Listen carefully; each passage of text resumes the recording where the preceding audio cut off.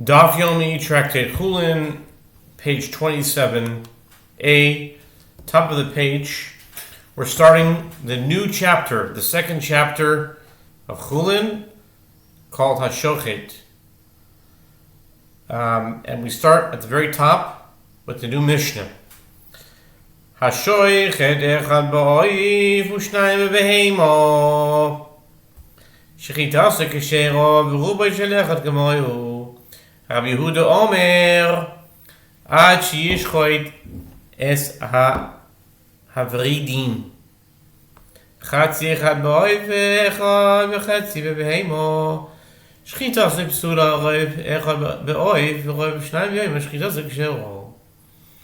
In the case of one who slaughters by cutting one siman, meaning the windpipe or the gullet in a bird, and two simanim in an animal, his slaughter is valid, and the halachic status of the majority of one siman is like that of the other siman. Rabbi Yehuda says the slaughter is not valid until he cuts the veins, the veins, meaning the major blood vessels in the neck. If one cut half of one siman in a bird, or 1.5 simanim in an animal, his slaughter is not valid. If one cut the majority of one siman in a bird, or the majority of 2 simanim in an animal, his slaughter is valid. Okay, that's the Mishnah. Now for the Gemara. Zog the Talmud, Zog the Gemara. Hashoichet diavad ind. Lechatchila lo. Shnayim bebeheima lechatchila lo. Ad kama lishchoi belezer liboisema echad v'hoi v'boisema. Aruba shelecha kamo. So the Talmud says, the Gemara infers from the term one who slaughters that if one slaughtered, then after the fact, yes, the slaughter is valid, but ab initio means to begin with, no, it's prohibited. You shouldn't do it, but if you already did it, it's okay. The Gemara asks, is the ruling with regard to cutting of 2 simanim in an animal that ab initio, no, it is prohibited? If so, how much is one expected to continue and cut the simanim ab initio? There are only 2 relevant simanim to be cut. The Gemara answers, if you wish, say that the reference is to the cutting of one siman in a bird, as one is required to cut both simanim in a bird ab initio. And if you wish, say instead that the reference is to the passage in the Mishnah that states that the halachic status of the majority of one siman is like that of the entire siman, as one is required to cut the entire siman ab initio. And now we have a siman, no pun intended. It's a siman, I mean, it's the same word, but it's, sometimes the Gemara will have a siman meaning a mnemonic, and really it means the same thing. A siman of an animal is the sign, is the place to cut it. And this is a sign for a different reason. This is to remember something. Same word. No pun intended. Siman Kamosh is Kaf Memshin, is a mnemonic for the sources of the statements that's cited in discussion as follows: Rav Kahana, Rabbi Yemar, and the school of Rabbi Yishmael. It's interesting how they use letters that don't start the word, letters that could be in the middle of the word. Like for Yemar, they use a mem. It starts with the yud, but you would think that you can only use, but whatever, they use different letters. Okay. Amrav Kahane.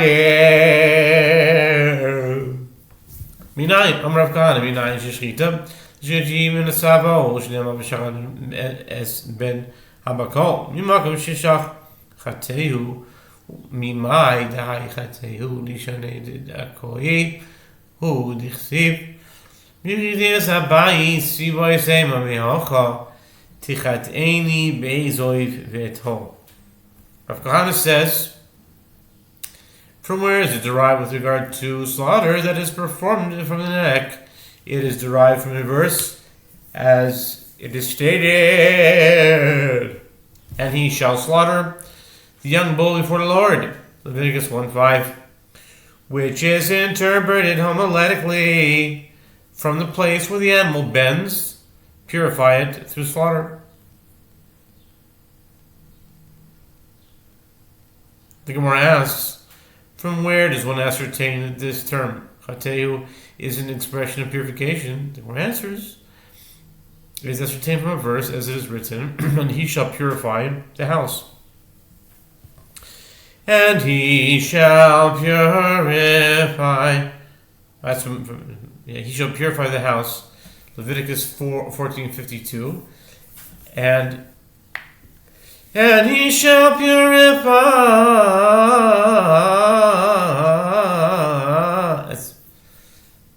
the sons of Levi. That's from Malachi. But this is, he shall purify the house. Chitei Asabayis. I don't know if these were Chitei in Malachi. Do they? Okay. In any case, and if you wish, say instead that it is ascertained from here, or probably not Malachi, they would have quoted it, right? You know what? Now you got me curious. Let's look up Malachi and see what word they use for purification. Down to. And he shall purify, and he shall purify. La la la la la la la la la la la la la la la la.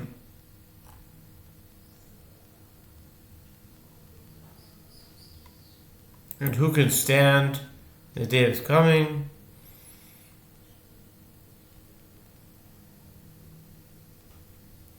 And he shall purify, and he shall purify.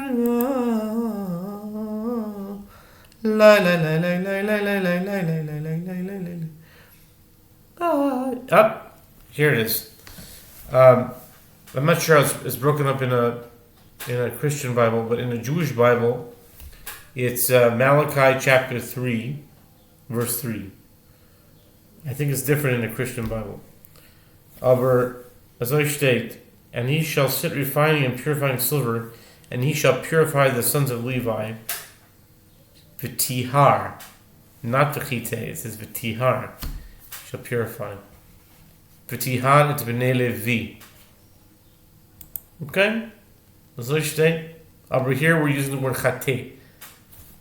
Means chait, means a sin, but it also means to purify. If you wish, say instead that it's written from here, pure me, purge me, tichateni, with hyssop, and I will be pure. That's in Psalm 51. It says, tichateni be'ezov v'taher. Okay. Psalms 51, verse 9. ואימה מזונבוי שף מכלל שזקוף בינן והשב יעמדו ואימה מאזנו בין הדם הנפש ולגב. The Gemara challenges and says that slaughter is from its tail, which is also a place in the animal's body that is bent. Okay, but you can't slaughter a tail. How would you have a havamina of that? It won't kill the animal. It'll just hurt it. It's L'chaim. To go in response when the term bends, one can conclude by inference that we require a part of the animal's body that can stand erect and that bends, and this the tail is bent perpetually and is never erect. The Gemara challenges and say the slaughter is from its ear, which is erect and bends. Well, it explains we require the slaughter is performed in part of the animal's body from which blood of the soul is spilled. And when one cuts the ear, there's no blood of the soul spilled. You could have said that by tail also. The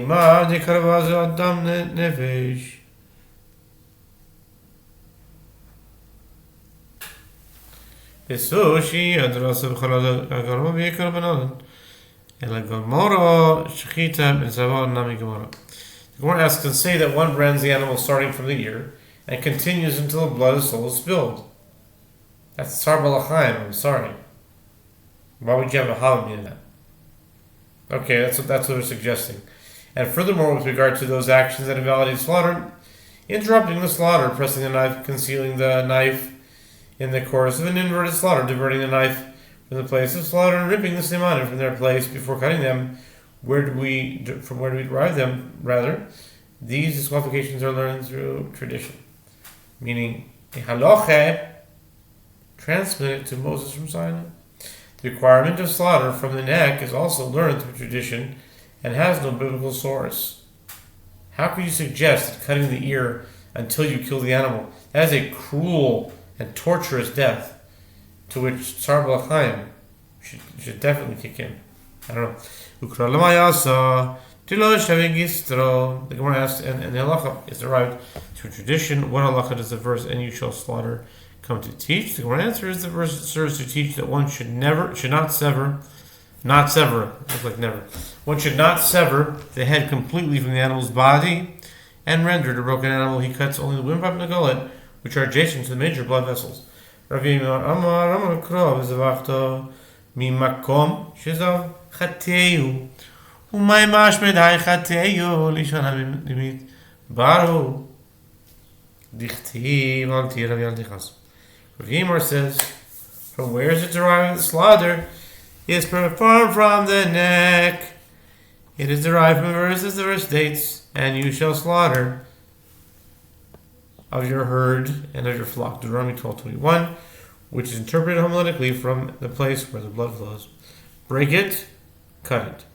Meaning cut it. The Gemara asks, from where may it be inferred that this term pateo is an expression of breaking? The Gemara answers, it is inferred from a verse, as it is written, neither fear nor be dismayed. Deuteronomy 1:21. Ensure that your spirit will not be broken.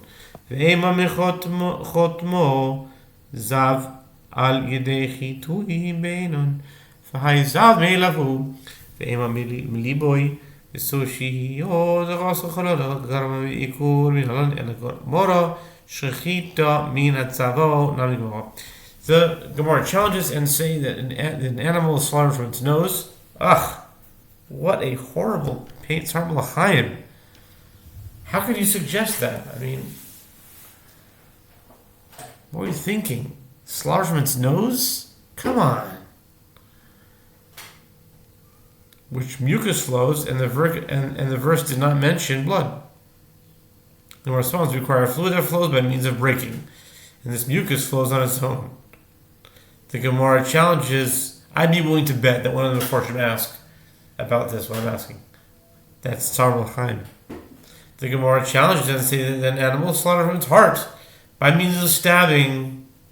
Okay, that might be more direct. Still. And furthermore, with regard to those actions that invalidate slaughter, meaning interrupting pressing the knife during slaughter, concealing the knife in the course of an inverted slaughter, diverting the knife from the place of slaughter, and ripping, from where do we derive them? Rather, those qualifications are learned through tradition. The requirement of slaughter from the neck is also learned through tradition. The Gemara asks, and if the halacha is derived through tradition, what halacha does the phrase in the verse "and you shall slaughter" come to teach? The Gemara answers, the phrase serves to teach that one should not sever the head completely from the animal's body and render it a broken animal. He cuts on the windpipe and the gullet. Debate Rabbi Shmuel Tana v'shachat latiklish v'shachat v'sachat mimakom shesach chateu. School Rabbi Shmuel taught from where it's derived that the slaughter from the neck is derived from the verse that is stated, and he shall slaughter v'shachat. Leviticus 1:5. Do not read it as v'shachat, rather read it as v'sachat, which literally means "and he shall squeeze," which is interpreted homiletically from the place where the animal speaks, purified. The animal's voice emanates from its throat, therefore it is slaughtered from the neck.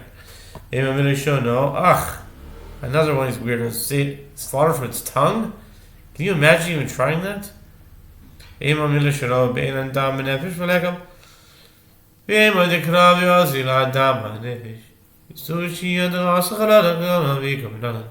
And the Gemara shchita min atava nami gemara. The Gemara objects and says the slaughter from its tongue.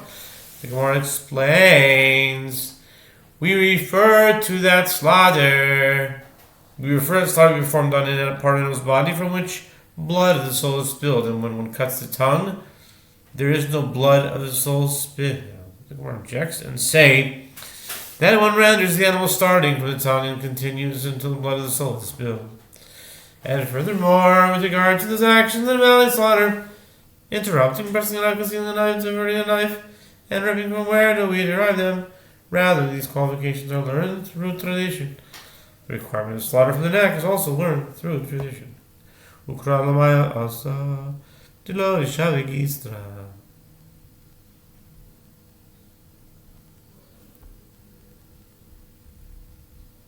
Okay.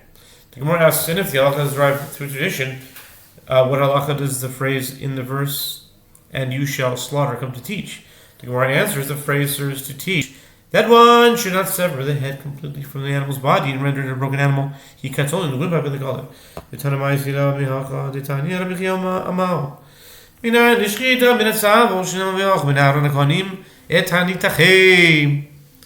And the Tana who recited Mishnayot and Braitot in the study hall cites the source for the halacha that slaughter is performed for the neck from here. As it's taught in Braita, that Rabbi Chia says, from where is it derived with regard to slaughter? That it is performed from the neck. It is derived from a verse as is stated in Aaron's sons, the priests, shall arrange the pieces, the head and the fat, upon the altar. Leviticus 1:8. She'ein Talmud lomar et harosh v'yetapoder, ma Talmud lomar et harosh v'yetapoder v'alosh ופדר בכלל כל הניסוחים היו למה יצאו לפי שנאמר בשיטת האוהלה וניתח. אין לי אלא ניתחים שישנם בכלל הפשוטו. מניין לרבויס את הראש שכבר הוא תז, אבל לומר את ראשו ואת פדרו וערך. He explains, and there is no need for the verse to state the head of the fat. What is the meaning? When the verse states the head of the fat, weren't the head of the fat included in the category of all the pieces mentioned earlier in the verse? For what purpose did they emerge from the category and warrant individual mention? This is due to the fact that it is stated, and you shall flay the burnt offering and cut it into its pieces. Leviticus 1:6. One might have thought that I derived the only pieces that are included in the category of flaying must be arranged on the altar. From where is it derived to include the head, which is already partially severed when the animal was slaughtered and is not filleted? It's derived from a verse, as the verse states, with its head and its fat, and the priest shall arrange them. Leviticus 1:12.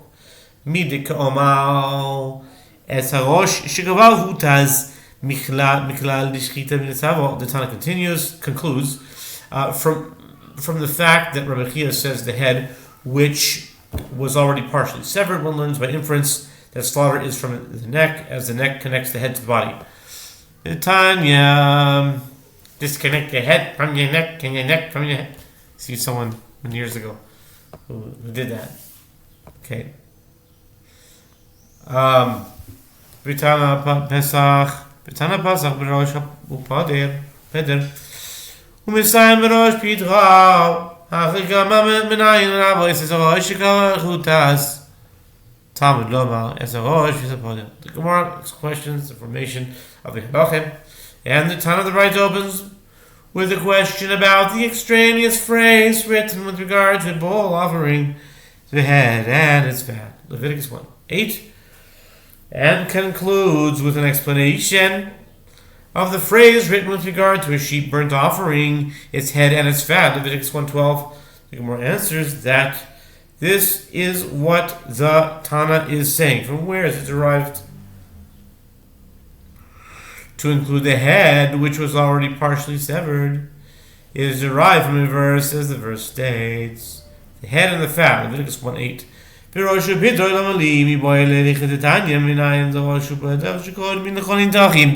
Talmud lomar et rosho et pidro v'yach. The Gemara asks, and if so,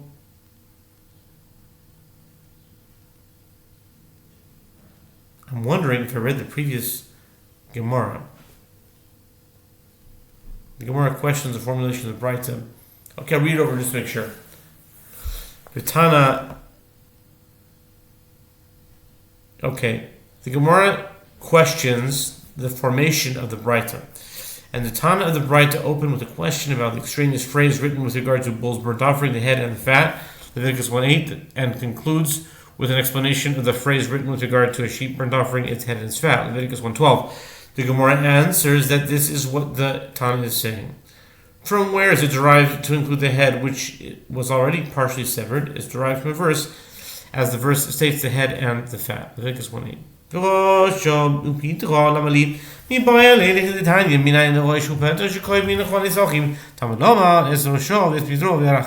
The Gemara asks, and if so, why do I need the verse cited at the end of the Braita, its head and its fat? The Gemara answers, the verse is necessary for that which is taught in Braita. From where is it derived that the head and the fat precede all the other pieces when the sacrificial portions are sacrificed on the altar?